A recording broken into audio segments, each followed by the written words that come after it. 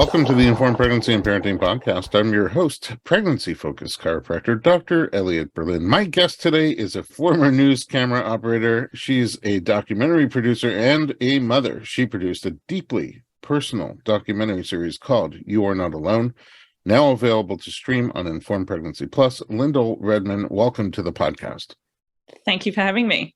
Oh, I'm going to have a million thank yous for you over this episode, but I'll start with thank you for being here. Let's get to the beginning. Where are you from originally? I'm actually from a little country town in South Australia. We had a very small primary school and a very small town, so much so that you didn't even have to slow down to 60 to go through our town. So I grew up in a little country town in South Australia. I thought that's how all those little towns made their money. People just blow through the ticket. Yeah, they used to hide behind the school shelters, so I'm not surprised. So does that mean like a lot of space and land and farming stuff, or? Mum and dad had a little block of land, but I grew up in a crayfishing, I think you call them lobster, crayfishing family. So yeah, I was very lucky to grow up in the country. Wow. Okay, very cool. And then flash forward, where are you now?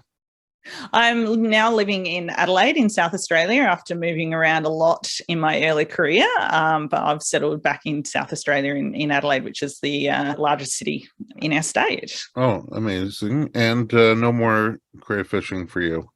No, mum and dad still own the business and my brother still goes. So I get a crayfish every now and again. Oh, amazing. Fresh as can be. And what are you doing now for work? We mentioned in the opening that you were doing camera operating for news and then progressed. Tell me about that progression. So I was a news cameraman for Channel 9 Adelaide. I was the only female news cameraman in Adelaide and there's actually no other female news cameraman here. And I still say cameraman, which is kind of funny, but that's what it was always referred to. And I didn't feel the need to change it. A female cameraman. Yeah. But the way you say it, actually, cameraman, the end of it could be man or woman, seemingly, or... Yeah. You could go with either. Yeah. It's that Australian accent of just roll it all in together. So. Works. It kind of works out. You were doing camera operating in the field or in the studio? Yeah. No, I was in the field. So I shot a lot of what I call death and destruction, because let's be honest, that's what a lot of news is. So, what we're looking for, that's what sells. Yeah, fatalities, floods, fires. I saw it all. It was quite a, adrenaline rush, to be honest. And I did an injury to my shoulder while I was on the job. And so I ended up having to step back from camera work as a news camera operator because the cameras were quite big. And so, yes, I had to sort of change what I was going to do. And after that, I got a job working at a paper and I used to actually create my own videos. So I used to do the interviews, pieces to camera and shot it all and packaged it all up and told my own stories through there. Yeah, and that was going back quite a few years ago now. And eventually I decided after a job in public relations, doing video content, that I'd go out on my own, which allowed me to work with the clients that I wanted to work with, but also create documentaries. Wow, that's quite the chain of events. So first of all, before you did camera operating, before you could shoot everything on like an iPhone. Yeah, oh, definitely. Yeah. So you're talking the massive, what they call an XD cam. So the big ones that you see people carrying around on their shoulders. I miss those. Those were great for chiropractors. Well, they still use them here in Australia, so hence the reason I'm not shooting news anymore. Maybe I can open an office there. But really, from that point, you were already knee-deep in sort of documentary making. It sounds like each segment is sort of like its own little mini-doc. Absolutely. You've got to tell the story in a minute and a half. And when you're filming stuff, you're having to try and tell that story as quickly as possible. So it doesn't matter whether you're in news or whether you're in actual documentary making, you're still creating stories and it's all about storytelling. I feel like that's how it is when I go to the doctor here in the US. I have about a minute and a half to tell my whole story. And then they go, here's your script. See you later. Yeah. So just out of curiosity, is there a highlight moment from when you're out in the field shooting these news dramas? Oh, There's a couple that stand out. Actually, there's three. One was some quite nasty flooding in the mid-north, and we had to fly in a chopper to get the footage of the towns flooding and the roads flooding and stuff like that. A fire on Kangaroo Island, summer in Australia, there's a lot of bushfires, and that was pretty harrowing because there was a gentleman that was killed in a truck that I had to cover, hence death and destruction.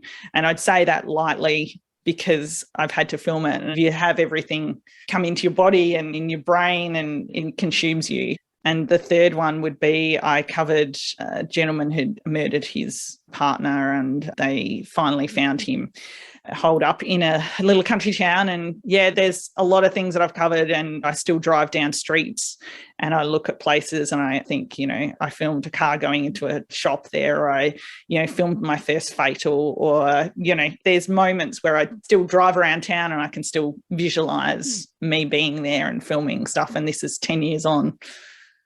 So when you sort of moved into documentary, what was the first thing that you worked on? So I've actually worked with a company in the UK called First Look TV, and they actually produce a lot of crime series. So I worked on a few of those. One was the Peter Falconio murder that happened in Northern Territory quite a few years ago. He was a backpacker from the UK. I've subsequently worked on like Nurses Who Kill, Evil Up Close, and Inside the Mind of a Serial Killer for them. And that really got me hooked on documentaries and that longer form storytelling. Yeah, more than a minute and a half. Yeah, much more than a minute and a half.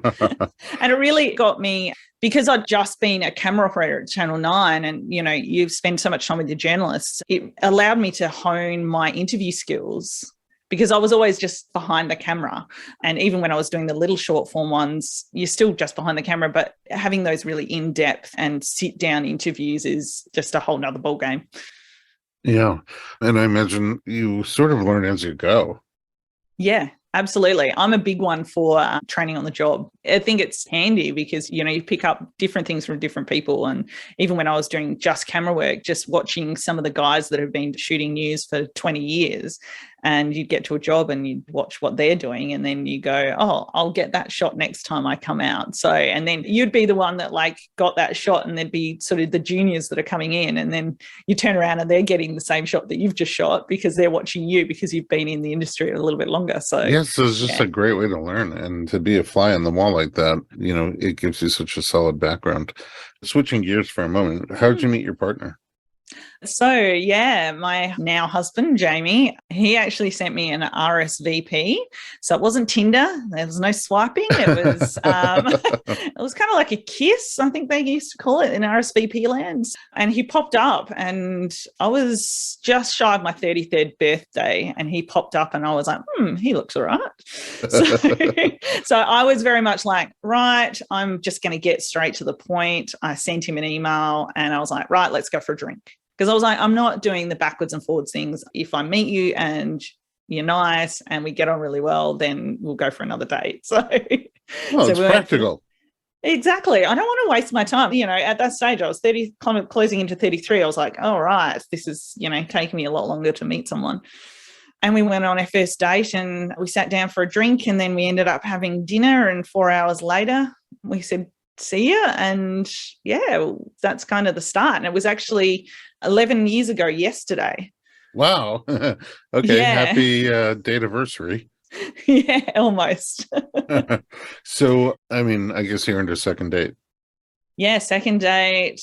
Yeah, he actually rang me the next night, I think, and said, hey, would you like to go on a second date? I was like, sure, okay. It took him a long time to ask me, but I was like, and when you know him, it takes him a long time to work up the courage to do some stuff. So, yeah, eventually asked me on a second date, and we went out, and, I'd found out that he had kids from a previous relationship. So, yeah, that was our journey. I think, we sort of went on that date, and then he disappeared for a month away for work. And I was like, oh, well, we'll just wait and see. And while he was away, he sent me an email and said, oh, how do you feel about catching up? And I was like, yeah, I suppose we could do something. I was very I wasn't like, I think he was hoping that I was going to be like, yes, let's catch up. But I was like, yeah, we can do something, Sure, we'll just see what happens. whatever. Sure. And then he started developing into a little bit of friend zoning. So I was like, right, I've just got to amp this up. So, and we've been together ever since. That's sweet. At the time, how old were his kids? Oh, God. His kids were quite young. They're 21 and 20 now. So, 9 and 10. Was that something you had considered previously, or how did that impact the development of your relationship together? I think the older you get, the more you go, you're going to meet someone that's going to have baggage, or you're going to meet someone that's going to have kids. So I was always just like, if they've got kids, that's fine by me. Yeah, because, you're getting older. So you sort of take it's not what you take what you get, but, you kind of go, well, if that's what they've got, that's the baggage they've got, you work through it. So. Yeah, but it's kind of like, instant family. Instant family. Yeah, kind of. He didn't spend a lot of time with his children because he used to travel away. He was a FIFO worker. So he would spend like 5-6 weeks away at a time. So he didn't really have his children. It's not like he had them 50-50 or anything like that. It was a little bit more ad hoc. So it never felt like family. Like it never felt like an instant family. Right. Okay. Not like you immediately became full-time mom. No. Oh, God, no. Nah. It was okay. Lyndal, let's take a break. When we come back, we're going to talk about the beginning of your starting a family together. We'll be right back.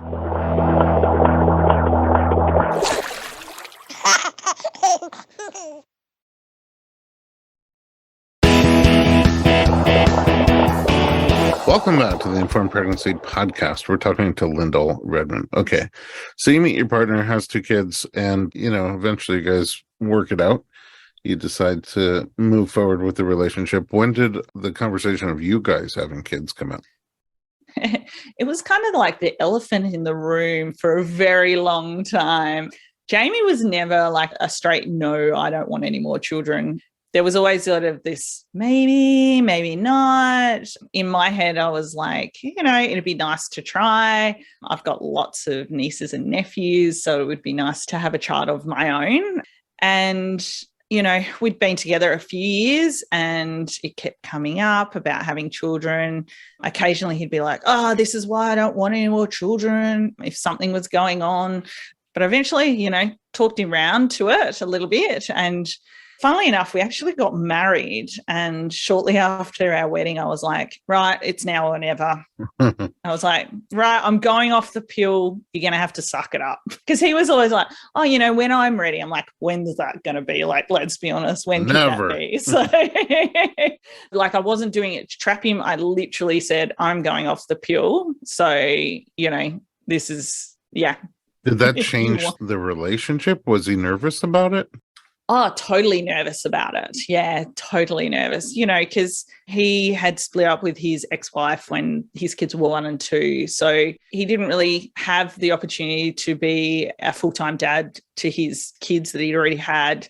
And I think he was kind of worried that if we went down this path and something was to happen and I was to leave, that he didn't really know how he would cope with that. So there was a lot of discussion around about having children again. And it was the elephant in the room. And I persuaded him. I mean, you getting off the pill, though, you sort of, if you understand the cycle at all, that ovulation time of month, I don't know, it seems like he might be like, I'm sleeping over here tonight. Oh, yeah, there was a little bit of that. I'll be honest, there was a bit of that. Everyone's probably been through it. It's like, do I really want this to happen? So, because you kind of sort of painted it as, I'm getting off the pill, let's see what happens. But it seems like either at some point you must have got him wasted, or he just totally ground him down. I just ground him down. You got him on board. You got him on board. Got him on board. Okay. I could see how much of a good father he could be. So I wanted him to have the opportunity to have that. And I wanted the opportunity to see if we could have a baby naturally. So that's really sweet. Okay. And why would you think not? Not as far as having a baby naturally. Yeah. Well, I was about 38 at the time.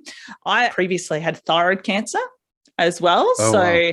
I just wasn't really sure. And, you've been on the pill a long time, getting older, cancer. It was kind of like, we'll see what happens.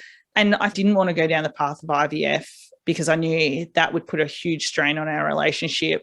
Plus, I'd kind of got it into my head that I would be okay. Like, if we couldn't get pregnant naturally, I was okay with that. So you wanted to try? I just wanted to try. And how'd that go? So we started trying. Jamie was actually still FIFO, so he was away for 4 weeks at a time. That makes it a little more challenging. Cycle, a little challenging, because there'd be some months where I'd be like, damn, he's away for those 5 or 6 days or whatever it is. I was like, is this ever going to happen? But we managed to get pregnant pretty quickly, which was amazing. Like, I was actually quite shocked. I was like, okay, it's happening. We're pregnant. Great. Taking that first test and the pregnant sign came up and I was like, oh my gosh, it's all happening. Wow. My boobs got sore. I started having pregnancy symptoms really early on. So it was a really exciting time. Is that what prompted the tests? Yeah. I was like, boobs are sore. I was starting to feel a little bit different and I was a few days late. So I just took the test and came back positive, which was amazing. And how was Jamie's reaction? He was apprehensive. He was very apprehensive, but I think slightly excited about it as well. So I went to the GP and got another test and made sure that it was all happening. And they sent me for a blood test and they said, yep, your pregnancy is done. It's all good. Levels are going up. Yeah, it's all go. And as those things happened, was that making Jamie more apprehensive or was he starting to come around?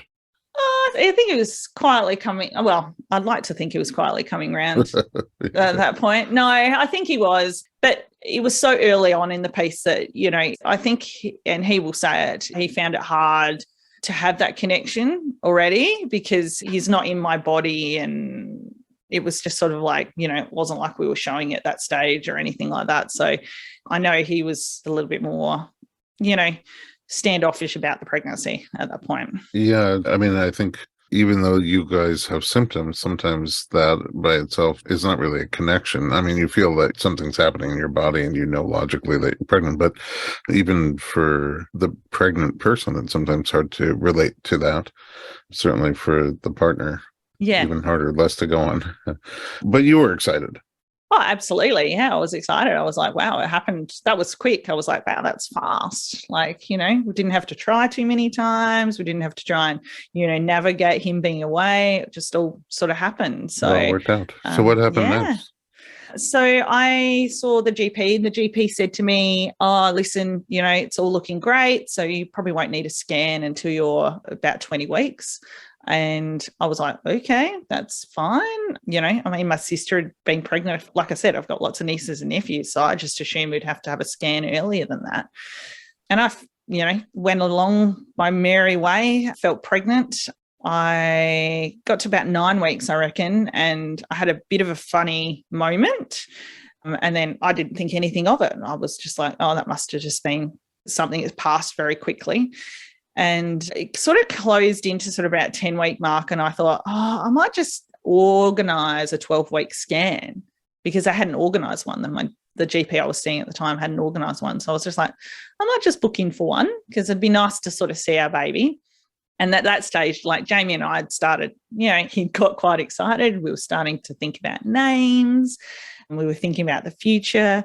So, I booked in for this scan and he happened to be, I made sure that he was going to be home from his FIFO work and we were driving there. It took about 30 minutes to get to the place where we were having the scan. We were actually really excited. We were talking about, it's great. We're going to be able to see our baby today and how amazing is this? And then we pulled up out the front and we were all really excited and we went inside and got the call up to come in and have the scan. And the lady started doing the scan and I don't know whether I just female intuition, but she's scanning away and I was like, oh, couldn't hear a heartbeat or anything. And she's scanning away and she's like, how far along are you? And I said, 12 weeks. And she's like, oh, okay. And she's scanning a little bit further and I was like, something's not quite right. she asked me to go to the toilet and come back, and she was going to have to do an internal. And I remember coming out and going back into the room, and Jamie had gone for a walk for some reason. And I don't think he really had an idea of what I think in my head. I was like, something's not right. But obviously he didn't have that same thought. So he'd sort of gone for a walk, and I remember just laying back on the bed, and I said, "Where's Jamie?" And the lady was like, "Oh, I'll go and get him for you." And so she disappeared and came back with him, and she started the internal scan, and she said to me, "I'm really sorry. It's a non-viable pregnancy." And that was the moment where my whole world fell apart, because I was so excited to see this baby, and there was nothing there. Like, it was heartbreaking, and it's something that I think will stick with me for the rest of my life. So I'm so sorry.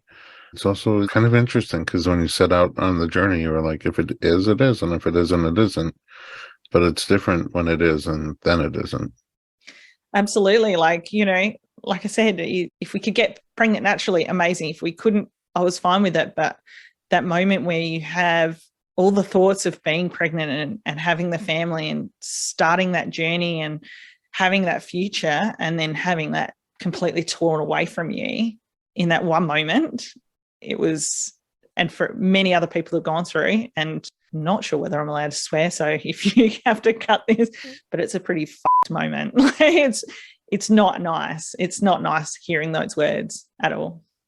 I mean, the whole experience, my wife and I unfortunately struggled with a bit of infertility and a couple of miscarriages, and we were young, and I felt strong, healthy, and invincible. And when that scan is going and nobody's saying anything, you don't really see anything, you're just like, no, this isn't happening. This can't be happening. This is not happening. And then they tell you. And I just remember like getting kicked in the solar plexus.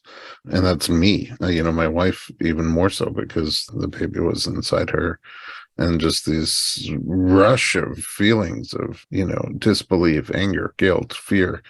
I don't know how what you just described sounds to somebody who hasn't experienced it, but to somebody who's sort of experienced it, I could just relate 1,000%.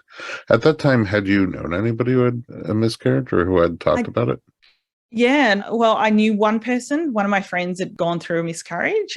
And I actually still remember the phone call I had with her when I found out. Like, I rang her, it was close to her birthday, and I said, "Oh, happy birthday. And, how's the pregnancy going?" Because she told me she was pregnant. And she goes, "Oh, we've lost the baby."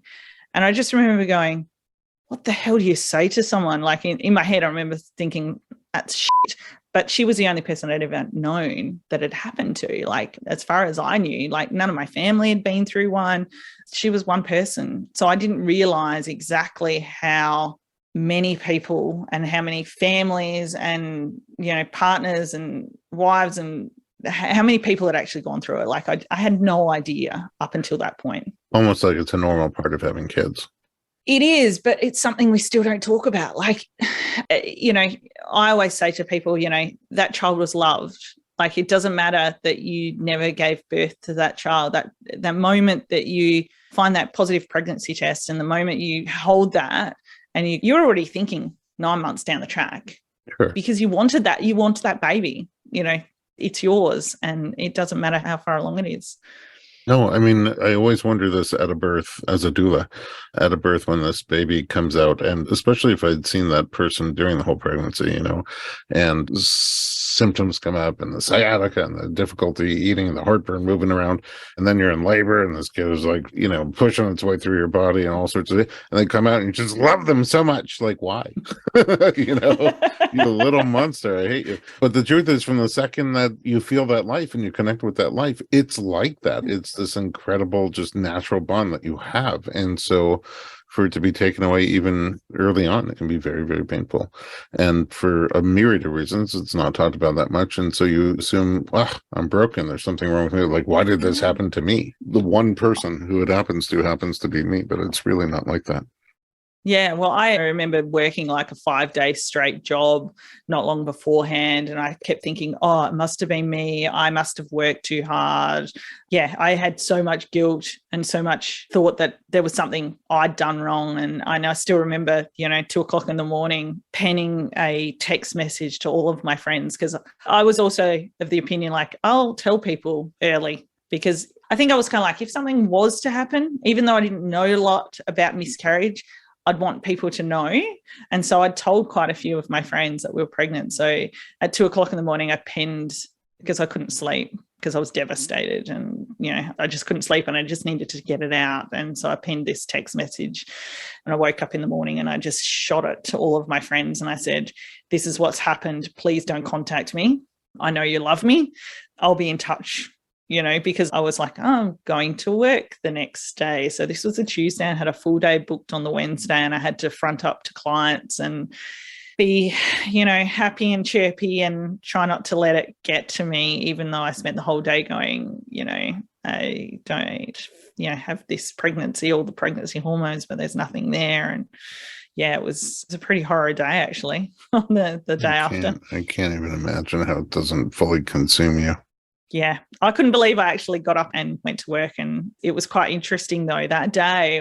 I had to make a lot of phone calls. I had to obviously get into obstetricians, and that's like another story which you can ask me about. But I remember, having to do all those things. And I remember actually talking to one of my clients, and I just said, oh, we're going to have to move something. And she's like, oh, why? And I'm like, oh, we've just found out I've miscarried. And she was like, oh, I had one like a month ago. And I was like, oh, okay.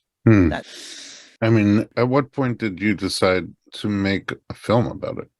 I was fairly consumed about my own thing for, obviously I had to book in for a DNC, had to get all that sort of stuff. And I was very structured about all that. And then the following Tuesday, so literally a week after I miscarried, another very good friend of mine who's a filmmaker as well, she had told me that she was pregnant. We were 9 weeks. Same time, so within a week of each other. And she contacted me and she said, oh, it's happened to me. I've just had a miscarriage. And I was like, far out. Because by this stage, I'd spoken to so many other people, and like, oh, yeah, you would get stories of like, oh, yeah, my wife had 5. And I was just like, why don't we talk about this? Like, why is it still something that we either sweep under the rugs? And I can understand why there's some women out there that don't want to talk about it, because it is bloody hard to talk about. But I was just like, why is it still this sort of taboo subject of, you don't want to discuss it, you don't want to talk about it, almost like, move on. And I just couldn't move on. And I think I just couldn't understand why we still didn't talk about it. All right, let's take another little break. And when we come back, we'll find out how both your journey and the film You're Not Alone unfolded.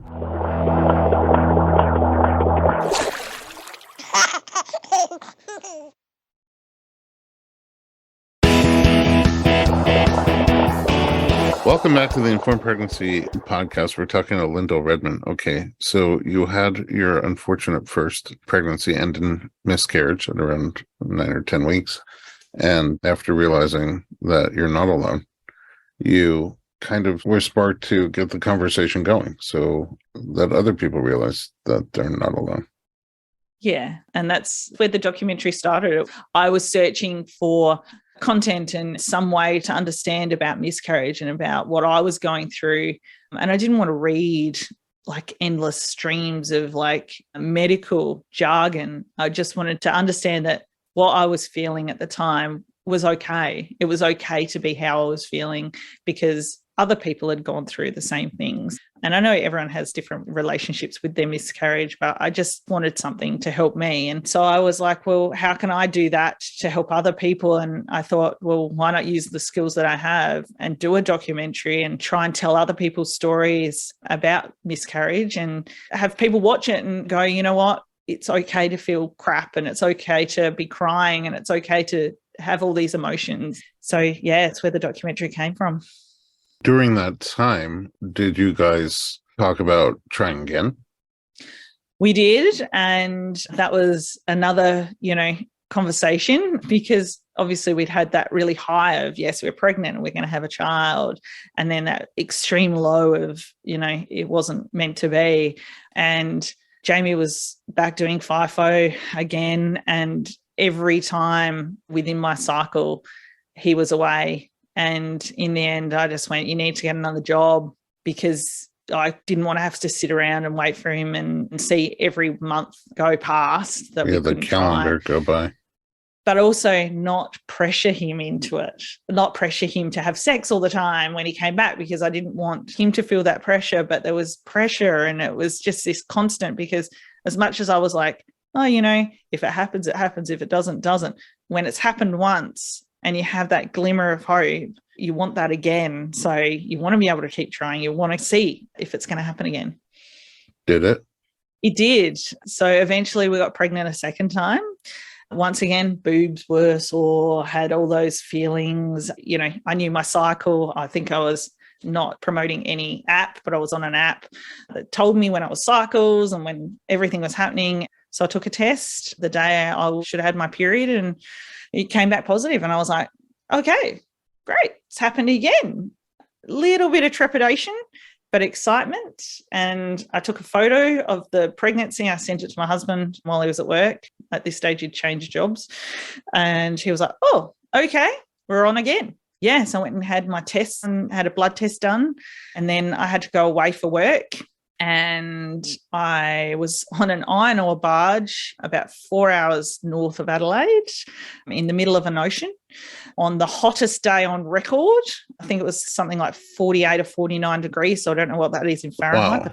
But that's almost 120 degrees Fahrenheit. Yeah, so it was bloody hot, and I was in full PPE on this barge working, and I had to ring the doctor to get confirmation that we were definitely pregnant. It was all happening. And I remember ringing the GP clinic, and they were like, oh, yeah, it's all come back, you're positive, it's all pregnant, but the levels are a little bit low. And I was like, oh, well, it's super early, so no worries. I had a little bit of spotting, and I was like, oh, I've got a little bit of spotting. And she's like, oh, that's normal that early on. So I didn't sort of think too much of it. Worked the rest of the day, probably had heat stroke. It was ridiculous. And I got up the next morning, and it was more than spotting. Oh, no. So as much as it was literally a week, I still remember just sitting in the hotel room going, it's happened again, we're miscarrying again. And while I didn't have the amount of time to get connected, still had that joy of being pregnant, and then that low of not being pregnant. And so I got my phone out and I recorded myself in that moment of, wow. Yeah, it was pretty tough, but I was kind of like, if I'm going to get other people to tell their stories about their own miscarriage, I need to tell mine. And as much as I was always like, I'm just behind the camera, I knew in that moment that our story was going to have to be quite solidly through the series. So I was like, I have to capture this moment.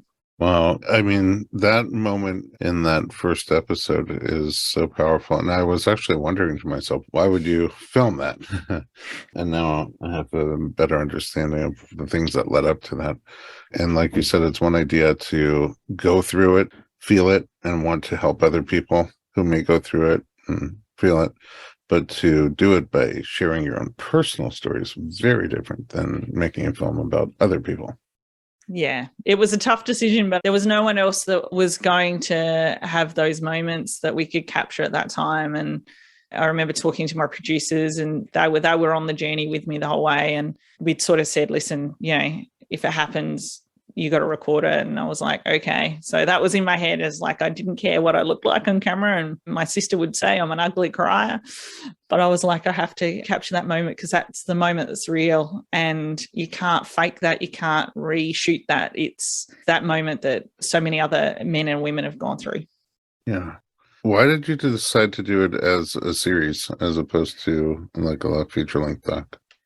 I explored a lot of different opportunities, and then I went to a documentary conference in Melbourne because I really wanted to get it up and I really wanted this story to be told.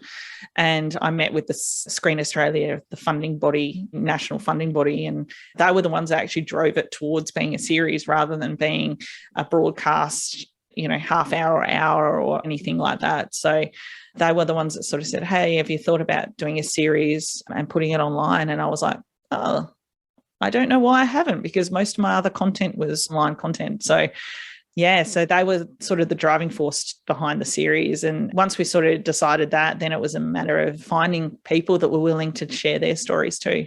And all the while during the pandemic. Well, it started before the pandemic. So just after the documentary conference, like literally just after the documentary conference, I'd said to Jamie, I'm like, right, I'm away for this conference. There is no way we're getting pregnant this month.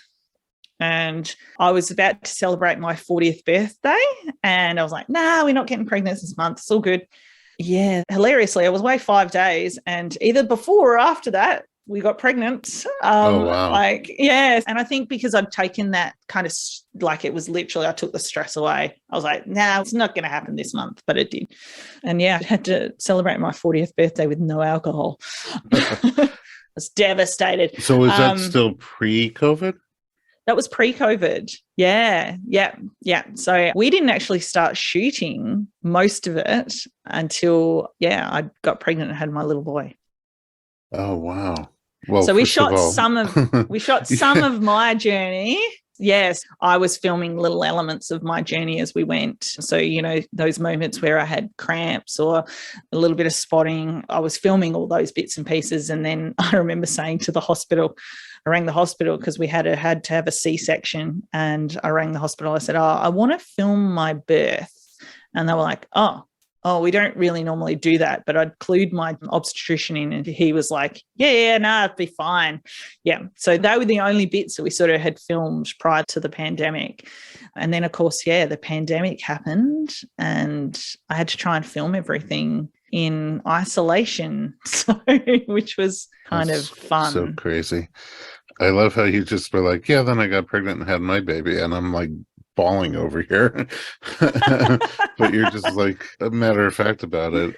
For one thing, congratulations. Thank you. Now, how old is your little guy?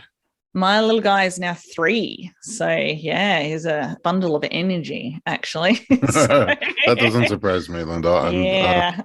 Apple tree situation. So a couple of questions. I mean, during your pregnancy with him, was there a point, the first trimester must have been nerve-wracking. Was there a point where things started to feel like more settled? Like, okay, this is going to work out? I think I wasn't settled until we had 20-week scanned. I wasn't settled until we had a 20-week scan, because I was like, right, I'm going to make sure this thing is working. I remember going, right, I want a 7-week scan. And I remember them having to do an internal for that one. I had my sister come because Jamie was away for work. And I remember them having to do an internal for that one. I was like, oh, shit. As soon as she said, I'm doing an internal, I went, God, this is going to happen again. And then she came back, oh, no, there it is. There's your heartbeat. And I was like, oh, okay. It's like didn't have that before. I was like, okay. What? Because it's like surprising. What do you mean? I'm not used to this. Good news? Yeah. And then I think about a week or two later, I had some spotting. And so I was stressing out again. Oh, my goodness. And so I ended up at the hospital, and they did another scan, and they're like, no, it's all good. And I was like, okay. And I remember sitting there, and there's actually some shots in the doco of Jamie sort of sitting on a chair, because I had to ring him. I was like, you've got to come to the Women's and Children's, blah, blah, blah. And he came, and, and we heard the heartbeat, and he could see a bit, and he's like, oh, okay, this is actually happening now. And that was the first time that he'd actually seen it and heard it. So that was kind of cool. Yeah. And then we had a 12-week scan, because I was like, right, I'm just going to keep going.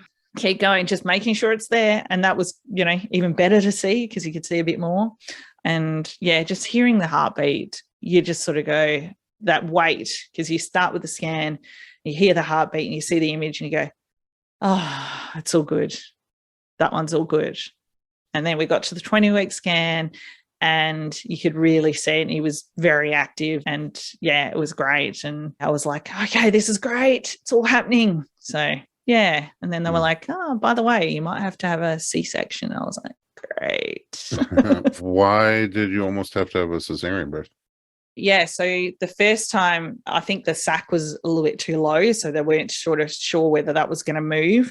And then about 30 or 32 weeks, we went in for another scan, and Lincoln had done a few somersaults and turned around and got the cord wrapped around himself twice. Not once, but twice. But he was also in the pike position, so he had bum down, head up, feet up. So, and I was like, this is great, because then I at least knew when it was all happening. I could wind up work because I work for myself. So I was kind of like, oh, this is good. I'm quite okay with having a C-section because I could plan. So I didn't have to worry about going, oh, no, we're in labor. Oh, wait, did that happen? No, oh God, no. There was a few moments where I was like, oh, please don't go into labor. I didn't want to go into it. But no, that didn't happen. I never had contractions or anything like that. We literally had a lovely dinner out the night before he was born, and then got up in the morning and went, right, we're having a baby today. And we're all very excited. We, had the nursery kind of set, and it was like, yep, okay, it's all happening. Walked in there. We're having a baby. So, yeah, it was very kind of chilled, really. Yeah, there are definitely upsides and downsides to the different modes of delivery. I have a few questions for you to round this down here. Number one, you also captured other people's stories. Yes. And it must be just interesting to be on both sides of the camera. It was probably hard being on both sides of the camera, because I was feeling their pain when they were talking about their own miscarriage, remembering my miscarriages. So every interview we did, like, I was sobbing behind the cameras, and also heartwarmed that these people would share their stories with us to be able to tell them to the wider community. And after that whole journey, your personal journey and your journey making You're Not Alone, do you have any advice either way for someone who's had or is having a miscarriage, but then also for the people around them? Is there any right thing to say or not say, to do or not do? It's going to be different from person to person, but just from your experiences. From my experiences, for someone who's gone or going through a miscarriage, give yourself the time to grieve. I didn't, and it really hit me probably a few months afterwards, because I literally threw myself into work and went, right, if I just work hard enough and long enough, I will just forget about it. You don't. And for people that, the wider family network, it's okay to go, you know what, that's just fucked. Because we don't want your sympathy. We don't want you to go, oh, but it's okay because you could get pregnant. We don't want to hear, you can always just try again. You don't want to hear any of that. You just want to literally have someone go, that's just fucked. I shouldn't probably swear, but it is. Oh, it's a terrible group of people that you've bonded to, because no one ever wants to go through it and no one wants to experience it. But unfortunately, there's so many people that do, and we don't want to hear all the, oh, it's great, you could get pregnant naturally. We don't want to hear it. Thanks. Yeah. We just want to hear it's yeah. Yeah. Based on what you've told me, I'm going to write a series of cards. Yeah. Lyndal, it's a very powerful docuseries that you made, and it's raw and real. It's from your heart and soul, and also the other people that you've brought into it. And I deeply appreciate you making it. And I deeply appreciate you sharing it with us at Informed Pregnancy. And I just really wanted to thank you and Jamie for sharing your story and for making You Are Not Alone, and for sharing it with us on Informed Pregnancy Plus, but also all the other men and women who share their story with you or through you with us. Yeah, it was amazing to be able to tell the stories of Christy and a lot of the others, Libby. And yeah, there is some amazing stories, and it's well worth a watch, whether you've been through miscarriage or know someone who's going through it. Thank you again, and thank them for me. And then to our listeners, if you would like to see this film, You're Not Alone, which I recommend for anybody who knows anybody who has had children, are going to have children, or are having children now. It's a conversation that needs to be had, not just among the club, the group of people who've experienced miscarriage. It needs to be a broader conversation that we all have. And yeah, I think you'll benefit a lot from watching it. You can see it at Informed pregnancy.tv or on the apps on Android, Apple, and Roku. And you can find all of our other programming at informedpregnancy.com.